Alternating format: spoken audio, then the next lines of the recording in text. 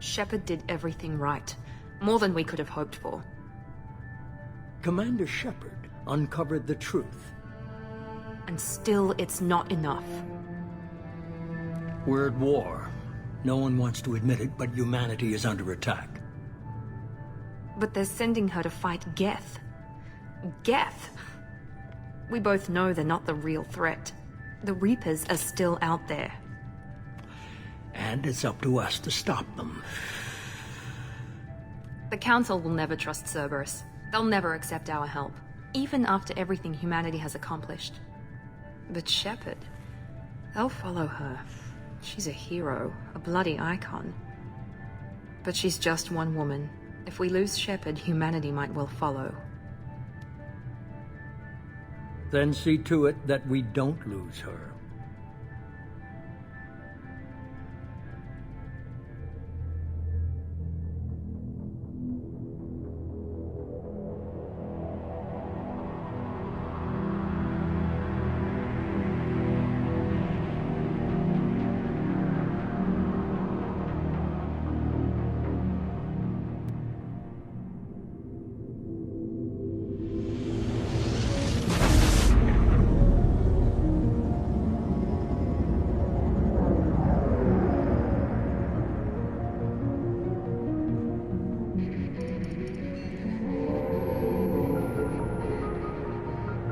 Disengaging FTL drives. Emission sinks active.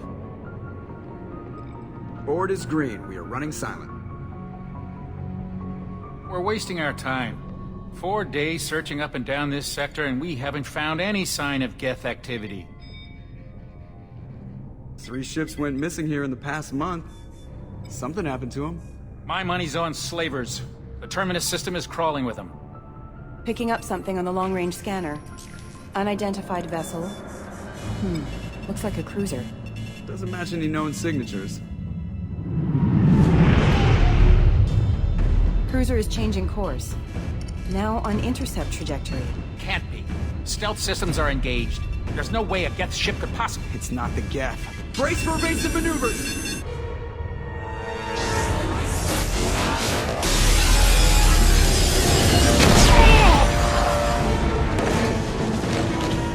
Presley! Multiple hull breaches! Weapons offline! Somebody get that fire out!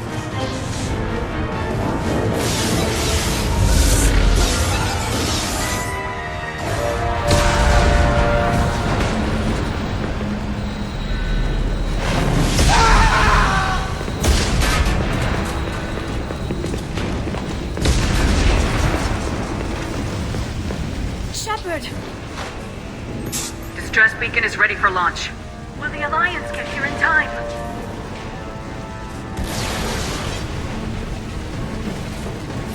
The Alliance won't abandon us. We just need to hold on. Get everyone onto the escape shuttles. Joker's still in the cockpit. He won't evacuate. I'm not leaving either. I need you to get the crew onto the evac shuttles. I'll take care of Joker. Shepard! Liara, go! Now. Aye, aye.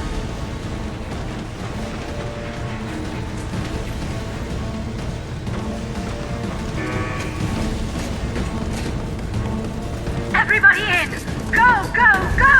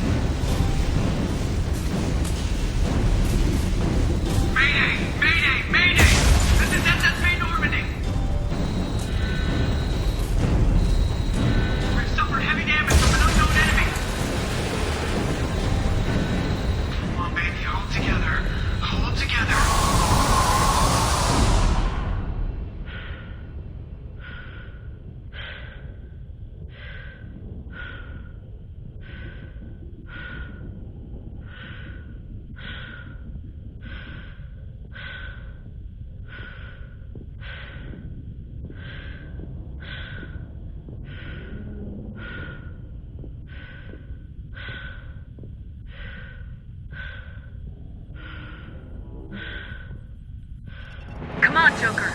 We have to get out of here. No, I won't abandon the Normandy. I can still save her. The Normandy's lost. Going down with the ship won't change that. Yeah, okay. Help me up. They're coming around for another attack.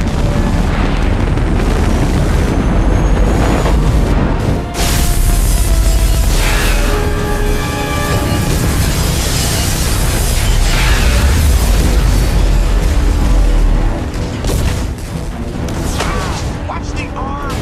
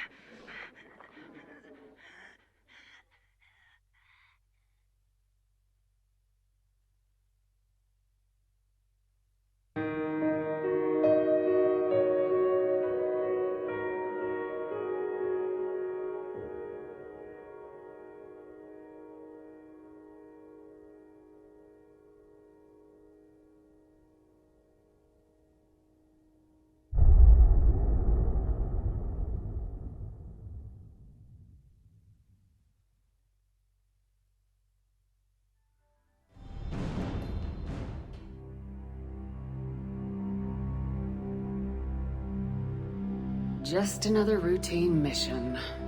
Why do they always say that before a mission? Of course it's routine. You haven't done anything yet. It's everything that happens along the way. The choices you make. The paths you choose. That turn the routine into anything but.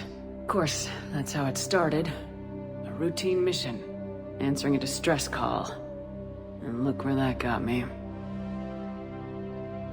We were testing out the Normandy, Captain Anderson's new ship, when the distress call came in. An Alliance patrol on Eden Prime had been attacked. They'd seen something they couldn't explain. Whatever it was massive. I hit the ground with my lieutenant, Caden Alenko. A good kid, loyal, by the book, with a talent for biotics. We came across the lone survivor of the patrol, Gunnery Chief Ashley Williams. A soldier to the core. Tough, disciplined, ready to take on whatever came her way. Ashley joined up with us and took us to the spot where she lost her squad. That's when we saw it. The ship. Like nothing I'd ever seen. It was massive, scorching the colony and everything around it as it blasted away. We followed the path of destruction to an artifact, a beacon left by a long-dead race called the Protheans. The colony had dug it up, and whoever attacked them had tried to take it. Lieutenant Alenko made the mistake of getting too close. It hit him with some type of energy. I grabbed him and threw him out of the way. That's when it hit me. Hard. Every muscle in my body went rigid. I couldn't move. Could barely breathe. Everything went black. And then I saw something. Vision. Dream. A nightmare. By the time I woke up, we were halfway to the Citadel on our way to meet the Council. I was expected to explain what I'd seen. Anderson came along. So did Udina, our political representative on the Citadel. With those two heavyweights, it seemed reasonable we could persuade the Council that the ship we'd seen was a potential threat. As was the individual behind the attacks. The main suspect for the Eden Prime massacre was a Turian Spectre named Saren. He'd been seen by one of the survivors from the colony at Eden Prime, and there was some evidence to suggest that the ship was connected to Saren. But even Udina's pointed accusations weren't enough to convince the Council.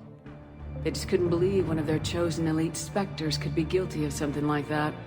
They needed proof, which meant I needed proof. Fortunately, I wasn't alone in my search.